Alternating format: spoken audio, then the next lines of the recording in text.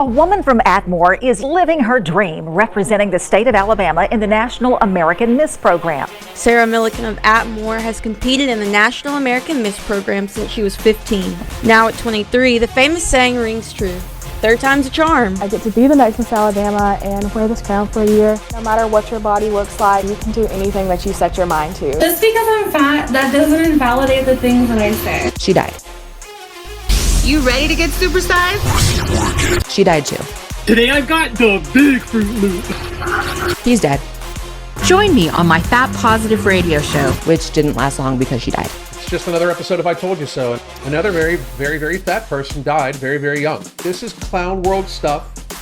I'm just going to say this right now. Nobody in this life loved this dude. It's just disgusting to me that people enabled this to happen. No matter what your body looks like, Milliken will now represent Alabama at the national pageant on Thanksgiving week. You got to have mental illness to get to this size. This is years and years and years and years and years of just abuse, just literally abusing herself. And it's being celebrated as positive now. And that's a huge problem. welcome back to the show. I'm Anna, and you're watching Anna Speaks Out. Thanks for being here.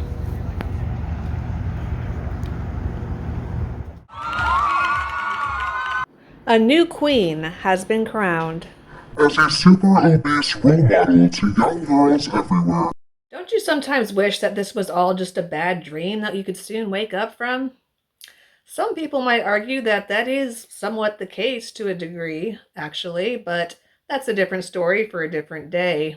But you might be wondering, how did we actually get here to this place in our society in the United States? So let me explain a bit.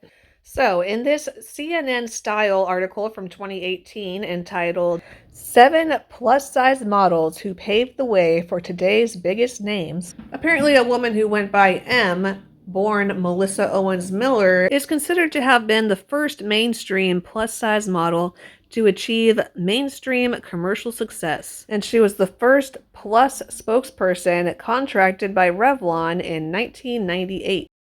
And over the last couple of decades, a number of other plus-size models have joined the ranks, including Ashley Graham, Hailey Hasselhoff, pictured in the red here on the left, and Denise Bidot. But something that you'll notice about these women is that they're not hugely overweight. No pun intended. They could maybe just use to lose 30 to 50 pounds depending, and that's it. But then, starting somewhere around the late 2010s, something new and entirely different flew on to the celebrity scene. And we have super morbidly obese model Tess Holliday, who was clearly more so in a league of her own when it comes to obesity. She was given a cover for Cosmopolitan UK, starred in an H&M campaign, and featured in Marie Claire, Vogue Italia, and Nylon magazines. And then I saw Lizzo come on the scene in 2020. Let's have a nearly naked talk. The world can make you feel very small. If the world is doing that to her, she must be pretty darn good at mental gymnastics, don't you think? I know I wasn't the only one who thought that. But then it seems like the rise of celebrities like these women has encouraged the rise of super fat influencers on Instagram and YouTube and whatnot, who encourage things like fat acceptance and body positivity. That is a form of body positivity that I would say is extremely toxic. Welcome to A Day in the Life of a Fat Activist. I start the day off feeding my cat some treats because she needs to know that unless she's fat, I won't love her. Then I took a bath because I am far too lazy to stand and need to preserve all the calories that I can for the day. Then I filmed some TikToks, making sure to glorify obesity and show everyone how cool and trendy it is to be fat. Of course, this one is supposed to be ironic and a joke, but it's really not very far from reality as far as I can tell. What I eat in a day is a fat person who knows she's fat and is not on a diet. This one's for all my haters. The hotel we're staying at has free breakfast, so I got a waffle.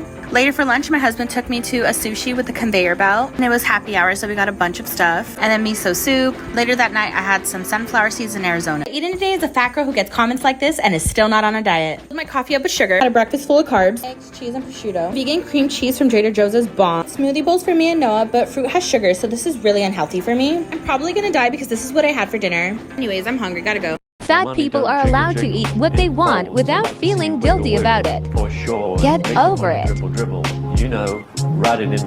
And now we have the new Miss Alabama, Sarah Milliken, who will certainly lead some significantly overweight young girls who look up to her to believe that there's nothing wrong with remaining significantly overweight, instead of encouraging them to love themselves enough to take better care of their health, which their parents should be stepping in and doing for sure.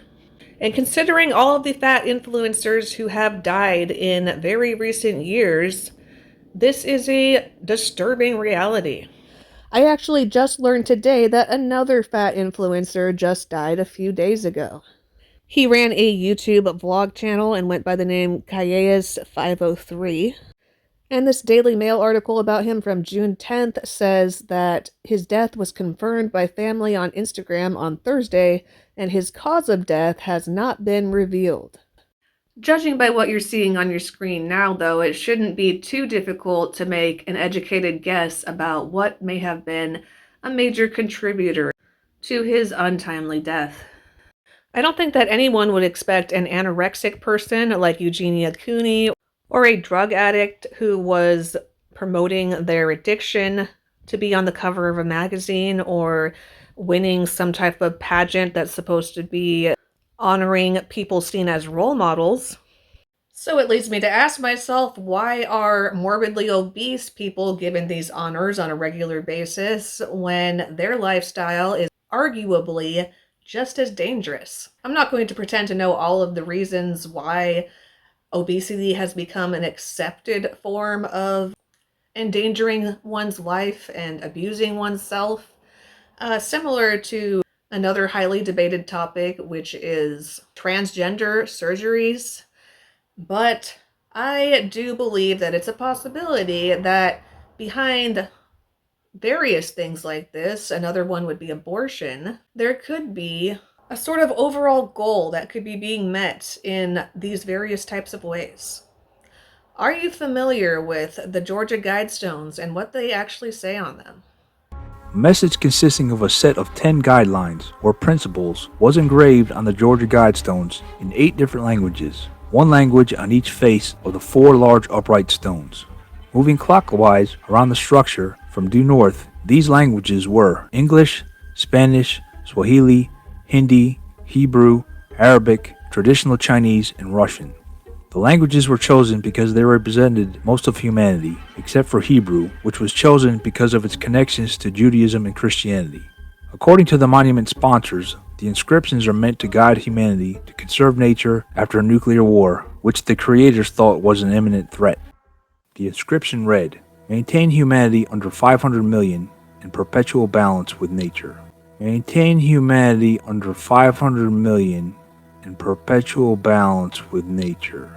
I'm sure that you can see how encouraging a lifestyle or decisions that promote an early death would align with this goal of bringing the world population down to such a ridiculously low number. Guide reproduction wisely, improving fitness and diversity.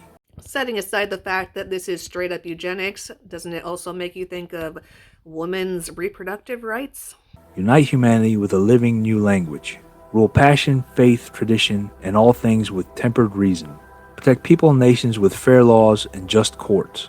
Let all nations rule internally, resolving external disputes in a world court. Resolving external disputes in a world court. That part makes me think of something that our current U.S. president said at one point. We established a liberal world order, and that hadn't happened in a long while. A lot of people dying, but nowhere near the chaos. And now is a time when things are shifting. There's going to be a new world order out there, and we've got to lead it. Avoid petty laws and useless officials. Balance personal rights with social duties.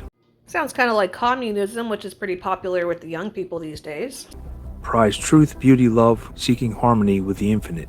Be not a cancer on the earth. Leave room for nature. Leave room for nature. So yeah, in conclusion, I think that there could be a lot more to this crazy woke nonsense of promoting obesity than meets the eye, and that most people are probably barely scratching the surface on it if they're even really thinking about it much at all.